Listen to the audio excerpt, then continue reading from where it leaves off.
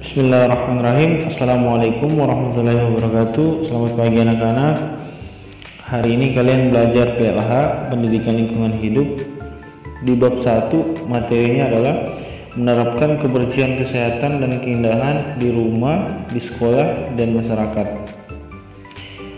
Menurut data hasil penelitian dan riset kesehatan dasar 2007 yang dilakukan Badan Penelitian dan Pengembangan Kesehatan, Departemen Kesehatan, kesadaran untuk berperilaku hidup bersih dan sehat di masyarakat masih sangat rendah. Perilaku hidup bersih dan sehat merupakan bagian dari visi mewujudkan perilaku hidup bersih dan sehat tahun 2010. Hal ini diwujudkan dengan menerapkan cara-cara hidup sehat dalam rangka menjaga, memelihara, dan meningkatkan kesehatan. Program prioritas perilaku hidup bersih dan sehat lebih tertuju pada rumah tempat tinggal manusia. Rumah dapat dijadikan tolak ukur untuk menilai tingkat kesadaran masyarakat menciptakan lingkungan yang bersih. Lebih jauh, data menyebutkan bahwa di Provinsi Jawa Barat sebanyak 97% penduduk usia 10 tahun ke atas kurang makan buah dan sayur. Sedangkan sebanyak 40,7% penduduk belum berperilaku cuci tangan pakai sabun. Perkiraan rakyat Kamis 18 November 2008 halaman 17. Tahukah kalian bahwa tanggal 15 Oktober diperingati sebagai Hari Cuci Tangan Sedunia? Mengapa harus ada peringatan Hari Cuci Tangan Sedunia? Jawabannya dapat dilihat dari data dari Dinas Kesehatan. Menurut data Dinas Kesehatan, hampir 1 juta orang anak meninggal setiap tahun karena penyakit diare dan infeksi saluran pernapasan akut. Salah satu penyebabnya adalah bakteri. Tangan yang kotor merupakan salah satu jalan masuk bakteri ke dalam tubuh manusia.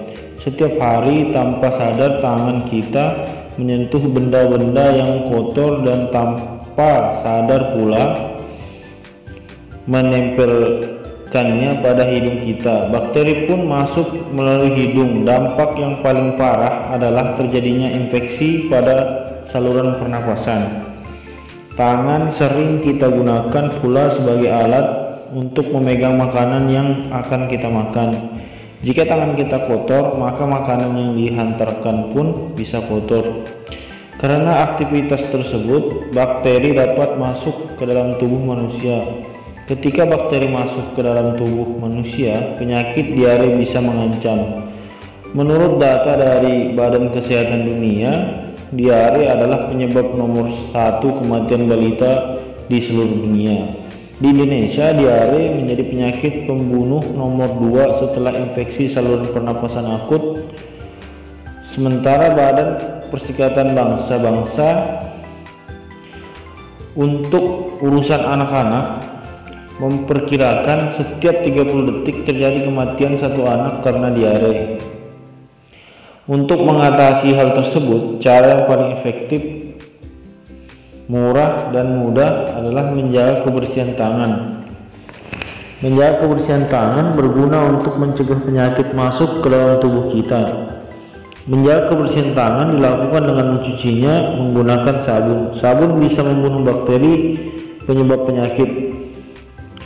Menurut ESP USAID, pentingnya mencuci tangan menggunakan sabun didasari beberapa pertimbangan berikut ini. Pertama, tangan adalah salah satu penghantar utama masuknya kuman penyakit ke dalam tubuh manusia. Kedua, tangan manusia yang kotor karena menyentuh kotoran mengandung kurang lebih 10 juta virus dan 1 juta bakteri. Kuman penyakit seperti virus dan bakteri tidak dapat dilihat secara kasat mata, sehingga sering diabaikan dan mudah masuk ke tubuh manusia. Hampir semua mengerti tentang cuci tangan menggunakan sabun, namun tidak membiasakan diri untuk melakukannya dengan benar pada saat yang penting.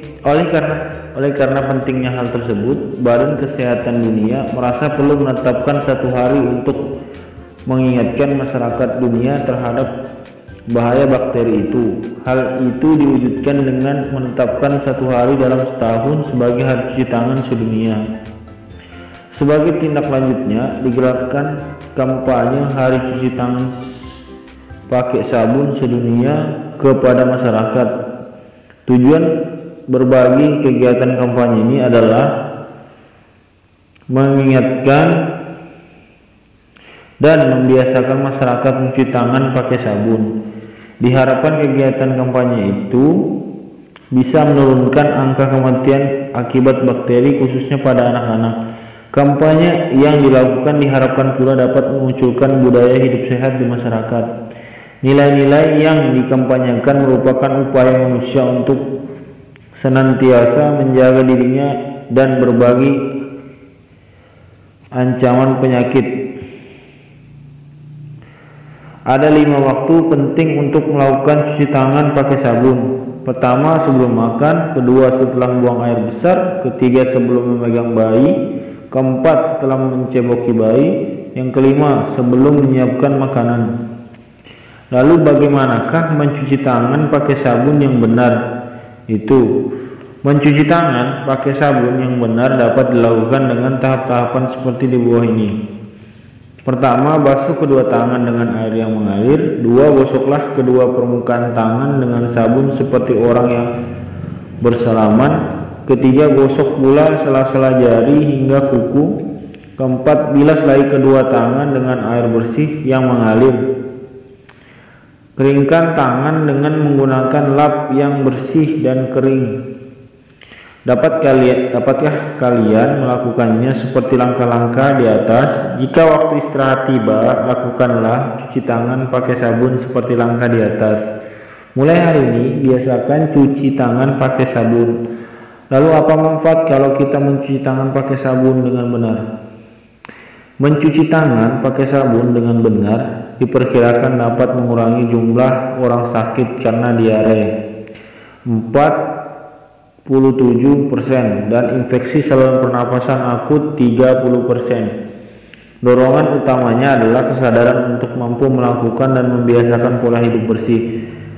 Menerapkan pola hidup bersih sangat penting bagi kesehatan. Jika seorang telah menerapkan pola hidup bersih, ia akan mengambil jarak dengan penyakit. Artinya, hidupnya akan selalu terlindungi dari berbagai hal yang dapat menimbulkan penyakit. Selain itu, manfaat dari membiasakan diri hidup bersih dan sehat adalah terciptanya keindahan. Orang yang selalu membiasakan diri hidup bersih dan sehat pastilah orang yang menyenangi keindahan. Ia akan selalu memelihara lingkungannya, sebab hal itu merupakan bagian dari memelihara keindahan. Di mana sajakah kita harus membiasakan pola hidup bersih, sehat dan indah? Jawabannya di setiap lingkungan yang kita tempati. Lingkungan pertama adalah rumah kita, kemudian lingkungan sekolah, tempat mencari ilmu, selanjutnya lingkungan masyarakat, tempat kita berinteraksi dengan orang lain. Untuk menjaga lingkungan tetap bersih, kita dapat memulainya dari lingkungan terdekat. Lingkungan terdekat adalah diri kita sendiri dan rumah kita yang kita huni. Upaya menciptakan lingkungan yang bersih bertujuan untuk mencegah diri kita sendiri dari gangguan kesehatan. Nah, itu saja materi hari ini. Kemudian kalian bisa buka halaman 6. Di bawah materi itu ada uji kompetensi, ada 5 soal. Nah, dari 5 soal tersebut kalian bisa jawab